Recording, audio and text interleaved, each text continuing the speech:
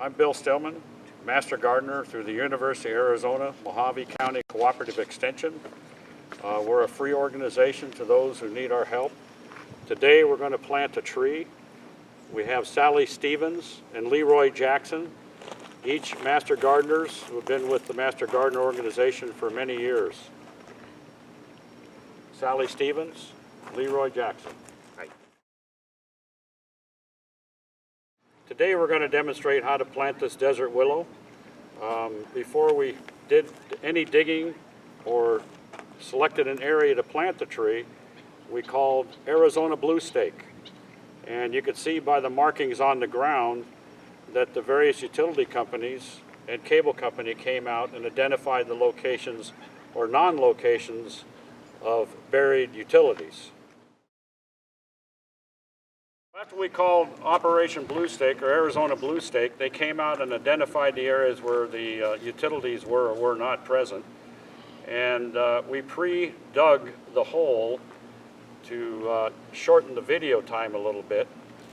And we prepared the hole by digging it about 3 times larger than the diameter of the plant, but no deeper than the plant is in the pot. We made sure that we sloped the sides of the hole inward and made sure that the sides were not glazed. Okay, as you can see, we set the plant in the hole and still in the pot to verify the height and the size of the hole, making sure that we actually dug the hole correctly. Leroy is going to demonstrate how to properly remove the plant from the planting container. He's not going to lift it by the trunk. He's going to remove it with the pot. He's going to lay the pot on its side and roll it around to try to loosen up the root ball. Now Leroy is going to remove it from the pot by gently tilting it and supporting the root ball with his hand, thus removing the pot. And you see from the photograph there that the roots are really in good shape. They're not overpowering the pot, they're not encircling, which means the roots would be going around in a circle. And this tree does not require any root pruning at all. Okay, as you can see, we're going to gently place the plant in the hole, keep the height of the plant even with the soil on the outside of the hole. We're just using a stake to measure the height of the root ball.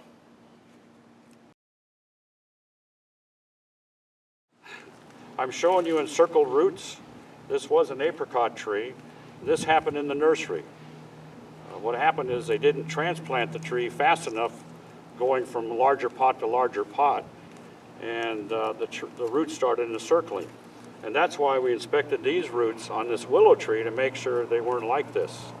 If you find yourself in a predicament where you want that tree, go ahead and trim them off, and you would trim it up where it starts encircling itself, where the root starts its encircle, you would cut it back. We are going to backfill the hole with the original soil that was removed from the hole by sloping the sides of the hole inward, thus increasing the diameter of the hole, giving the roots additional room to grow.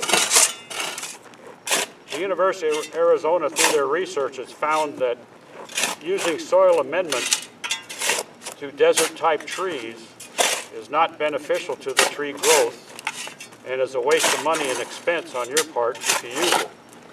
Additionally, if you use soil amendments, eventually the soil amendments decay and the tree will settle to a deeper location in the hole with the possibility of affecting the tree growth.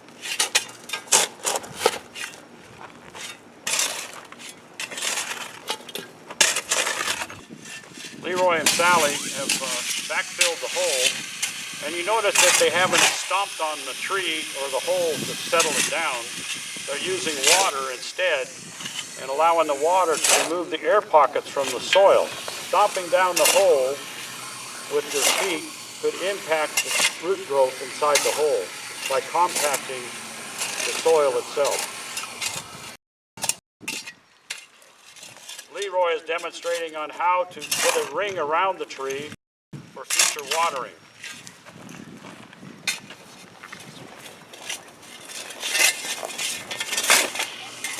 Okay, Sally is still watering in the tree. Leroy has got his ring around the tree, the berm they call it, and that'll be filled up with water once and then left. Even though this tree does not need or require staking, we are going to demonstrate how to stake this tree.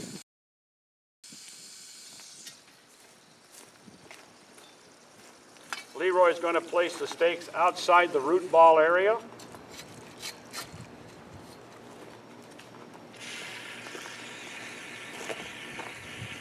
And it's important not to stake inside the root ball. And when they do tie up this tree, they're going to tie it loosely with nursery tape.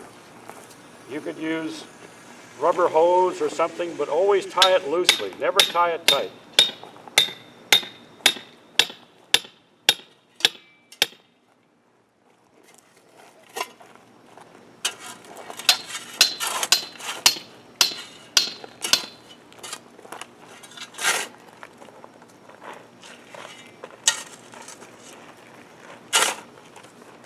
Leroy is now tying it off with nursery tape.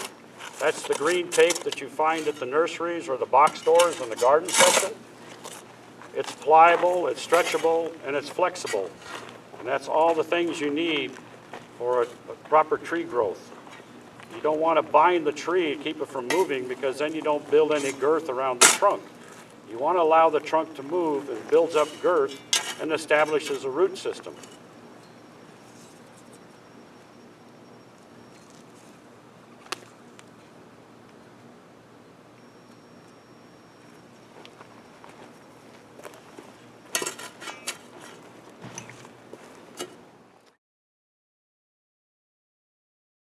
Sally's finishing watering the tree. She's given it about 5 to 6 gallons of water.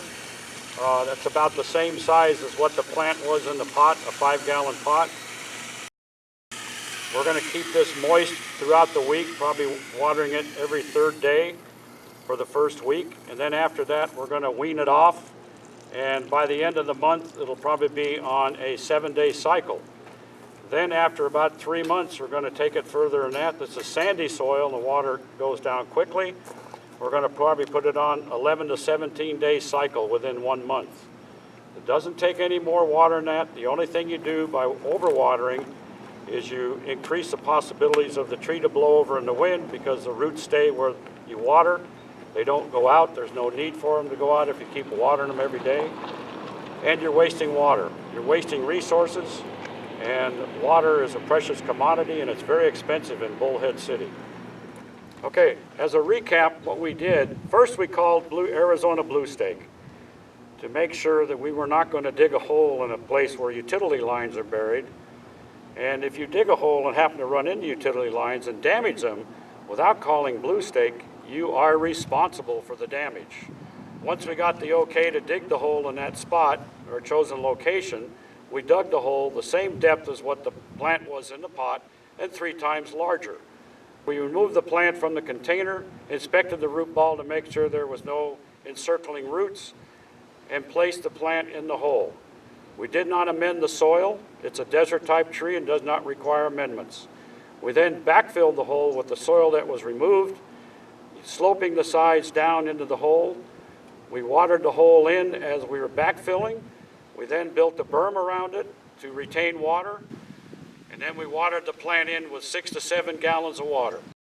The tree was a 5-gallon tree, and it only requires 5 gallons of water upon the initial planting. Again, don't overwater these trees, because you will end up with encircling roots, and the tree might blow over in the wind. Thank you very much. We're the Master Gardeners of Arizona, University of Arizona, Mojave County Cooperative Extension. You can reach the Master Gardeners by calling their hotline number in Kingman at 928-753-3788. Thank you very much for watching this video, and good luck to you on your next tree planting.